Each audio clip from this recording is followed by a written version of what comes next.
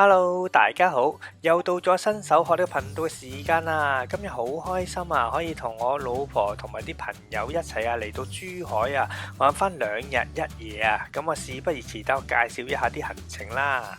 大家請支持5部曲、訂閱、撳 like、睇廣告、Facebook、Instagram、Twitter、Share， 仲記得留翻個靚言啊！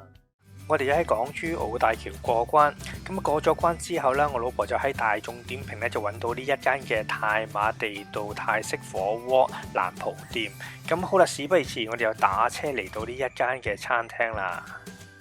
咁我哋大約1點左右咧就到達呢間嘅餐廳咧，就唔需要等位嘅，可以直接入間餐廳。咁入去望望個餐廳環境先啊。個餐廳嚟講咧都有泰式嘅一啲嘅裝修啦，咁就唔係話太過華麗嘅。咁但係個地方嚟講咧算光猛同乾淨嘅。咁我哋咧就選擇咗坐呢一張嘅卡位啦。坐低咗之後咧，有啲嘅調味料啊，同埋啲餐具喺度啦。啲餐具嚟講咧，亦都有一啲嘅泰式嘅圖案啦，同埋餐廳嘅名字喺度嘅。不過我隻碟有少少崩咯。呢個就係前菜啦，咁屬於一個嘅冷盤啦。咁上面有一啲嘅菠蘿青瓜同埋一啲嘅蜆肉咁樣啦。咁味道嚟講咧，酸酸甜甜咁啦，食完之後都幾開胃嘅。個火鍋我就嗌咗2個湯底啦，咁一個就係椰汁湯底，另外一邊咧就係冬陰功嘅湯底。我哋嗌咗個2人餐咧，就包咗2杯嘢飲嘅。咁我哋就嗌咗2杯嘅泰式奶茶啦。泰式奶茶嚟咗之後咧，佢嗰個嘅賣相咧都幾靚嘅，有好大朵花喺側邊啦。咁同埋奶茶嘅味道咧都幾特別嘅，同港式奶茶唔同，幾好飲。呢一個咧就係魚滑同埋個蝦滑啦，咁出晒煙咁個賣相真係一流啊！咁另外呢一碟咧就係個肥牛啦，肥牛嚟講咁都算唔差嘅。如果對比起即係100零蚊呢個嘅2人餐嚟講都。呢個呢就係蔬菜腩啦，咁就冇乜特別嘅正常輸出。咁有人就話啦，喂，你哋4個人食個2人餐會唔會少得滯啊？咁其實我哋就想試下其他嘢嘅，咁所以呢，我哋就唔想食咁飽，咁所以就嗌咗個2人餐試下啦。呢一碟呢就係泰式酸辣鳳爪，賣相就一般啦，味道嚟講都還可以。咁其實同平時食嗰啲嘅酸辣鳳爪味道差唔多咯。呢一個出晒煙咁有儀式感係啲咩嚟㗎？就係一個嘅泰式海鮮拼盤啦，入面有一啲嘅蝦啊、筆記貝啊、帶子啊、蠔啊嗰啲嘢啦。見到隻蝦喺度掗腳仔，我又諗起我屋企隻貓嘅貓山無影腳啦。喺度食嘢打卡啦，會有生蠔送㗎喎。咁我哋4個人啦，咁打晒卡啦，咁就送咗4隻生蠔俾我哋啦。食完嘢之後呢，我哋又 call 車啦，嚟到樂圖里地下街呢度啦，行下街睇下嘢啦。呢度嘅商店同埋一啲嘅食肆啦，其實同深圳啲商場都係好相似嘅，即係簡單啲講冇特別咯。咁你唔嚟呢度行都損失不大嘅。咁其實你唔行呢度，你可能去珠海其他地方做一個嘅觀光遊覽，反而仲好啲。如果喺度影相打卡就冇乜所謂嘅，但係你話如果想嚟行街買嘢，我反而覺得去啲大商場會好行啲咯，因為呢度咧太過大啦，同埋啲商店都好散下呢，咁好攰嘅，會行到個人。同埋啲影相打卡位呢都唔係話太過靚嘅啫。咁如果真係要嚟嘅，嚟一次就夠噶啦，咁通常都唔會有第2次嘅。行完街之後啦，跟住我哋就 call 車啦，就去翻酒店啦。咁我哋咧就喺呢間嘅滿係酒店嗰度咧就 book 咗1晚房啦。咁價錢嚟講咧就300零蚊1晚啦。大堂亦都提供咗珠海景點嘅資料啦，俾大家參考嘅。呢間酒店嘅外觀啦，麻麻地嘅啫，但係入面嘅裝修嚟講咧都算乾淨企理嘅。咁亦都放咗一啲嘅 figure 做裝飾。入到房間位置唔係太過大嘅啫，不過勝在夠整齊企理乾淨冇怪味。咁另外有個洗手間啦，洗手間另外一邊呢亦都有個企缸俾大家沖涼嘅。房間令我印象最深刻嘅就係呢一個嘅告示牌啦。呢度呢就係食早餐嘅位置，你見到都好日系嘅，亦都有一啲嘅櫻花嘅佈置。呢間餐廳嘅佈置呢都有啲似日式嘅居酒屋。咁台與台之間嘅距離咧都好夠嘅，咁所以咧坐得幾舒服。人多嘅話咧，亦都可以坐入呢間房啦，入面有張大台俾大家嘅。早餐食物方面咧，種類就唔太多嘅啫，得呢兩張台嘅啫。嘢飲方面咧，就係得咖啡同奶茶啦。咖啡同奶茶都係沖好咗嘅。咁另外啦，嘢食方面就真係種類就好少啊！你喺呢度揀嘢食咧，其實都幾困難嘅。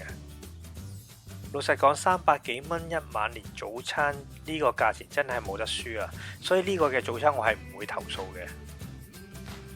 酒店距離拱北口岸咧都唔係太過遠，咁啊可以打車過嚟嘅。咁點解我哋要嚟到拱北口岸呢？就係因為我哋要過去澳門啊。有朋友就話啦，喂，咁啊點解唔直接喺澳門租間酒店啊？要嚟珠海租啊？咁第一，珠海嘅酒店嘅價格咧就比澳門平好多嘅。咁同埋珠海嚟講咧，亦都比較多嘢玩啦。因為我以前未嚟過珠海玩嘅。其實經拱北口岸過關去澳門啦，其實都好方便嘅啫。哇！咁快咧就嚟到澳門啦。咁呢一間咧就係倫敦人嘅酒店啦。酒店嘅外觀就真係好靚嘅。咁其實澳門嘅酒店真係靚嘅。咁但係個價錢嚟講就比較貴啦。咁如果真係想過澳門嘅朋友咧，咁其實都可以選擇好似我哋咁啦，喺珠海度租間酒店啦，跟住然之後過關過嚟澳門呢度玩都得嘅。其實今次嚟到澳門新濠影匯呢度做啲咩㗎？就係我老婆就想睇呢個嘅黎明演唱會啦。新濠影匯呢間餐廳都幾特別嘅喎，顏色除咗鮮豔之外啦，佢啲嘅用餐位置都係有一啲嘅車嘅佈置嘅。不過呢間餐廳嘅價錢咧都屬於一啲嘅高消費嘅價錢啊。終於嚟到呢個嘅演唱會現場啊！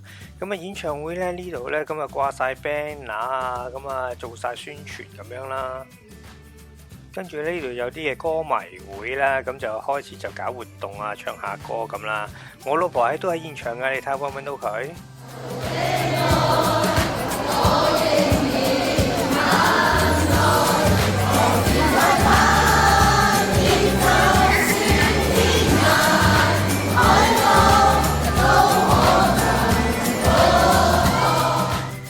嗰兩個女人就睇演唱會，剩低我哋兩支公，梗係揾地方玩下啦。時間唔容許我哋去沖個靚涼，揼個靚骨，咁唯有坐澳門嘅輕軌落去官也街度行街買手信啦。新濠影匯呢個就係蓮花站，坐兩個站呢就會去到官也街。老實講，我都隔咗好耐冇嚟過澳門噶啦，咁輕軌我都係第一次坐嘅啫。呢度咧就官也街，咁嚟過澳門嘅朋友咧都唔會陌生嘅。咁因為呢條街就專門就買一啲嘅手信啊、肉乾啊嗰啲嘢啦。咁今次我就會去一間比較老字號傳統啲嘅餅家度咧，就買個杏仁餅俾我屋企人。呢一間鋪頭就叫做仿記餅家，咁啊都過百年歷史㗎。呢間嘅仿記餅家啦，咁其實都攞過好多唔同嘅飲食嘅獎項嘅，咁亦都有好多嘅名人高官嚟幫襯過啦，所以佢聲名都大噪。再加上價錢嚟講啦，雖然唔係話親民價錢，但係價錢都算係合理嘅。弊家伙啦，弊家伙啦！條隊咁長嘅，我有排啊！我排完隊買完餅之後，我老婆肯定以為我去咗沖涼啊！呢一間嘅仿記餅家啦，除咗賣傳統嘅杏仁餅之外啦，仲會有呢啲嘅一盒盒嘅蟠桃果啦、話梅啦，仲有一啲嘅炒米餅啊、加蛋餅啊、鳳凰卷同埋呢個嘅鮑魚酥。我就買咗呢啲手信俾我屋企人啦。咁最特別就係呢個嘅肉心餡嘅杏仁餅啦。咁其實而家好多都冇呢個嘅肉心餡嘅杏仁餅賣嘅。咁啊，呢啲傳統餅家就有啦。咁我覺得味道嚟講，其實同其他餅家嘅杏仁餅差唔多啫，唔係話太過特別嘅啫。不過我阿媽話好好食喎，咁梗係啦，我買俾佢食嘅嘢乜都好食噶啦。大家如果中意呢條片嘅，咁請訂閱我嘅頻道，俾個 like 我，同埋介紹俾朋友啊！你嘅支持就係我拍片嘅原動力，多謝晒。